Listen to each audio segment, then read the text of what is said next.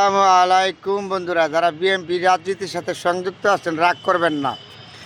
5 আগস্টের বিএমপি যারা ছিল তারা ছিল কি জানেন?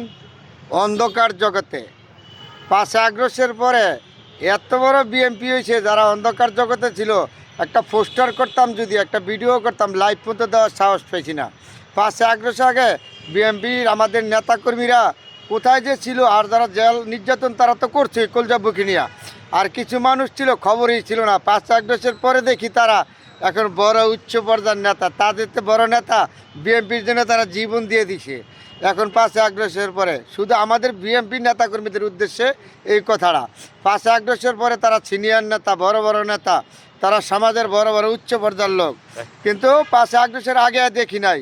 আর যারা নির্যাতন, যেই যে আমার পিছনে পড়েছে, বাসায় থাকতে পারছে না, ঘরের ভিতরে থাকতে পারছে না, পরিবার নিয়ে পলায় রয়েছে, মামলা হামলা শিকার হয়েছে, এইসব পোলাপান এখন এই সমাজে উচ্চ পর্যায়ে নেয়। তারপরও পুরান চাইলে বাদ বাড়ে দেয়, এটা সত্য জেনে রাখবেন। ওরা কিন্তু পুরান চাইল, কিন্তু বিএনপি সুদিনের সময় ছিল, কুদিনের সময় ছিল, সবসময় আসে থাকলে।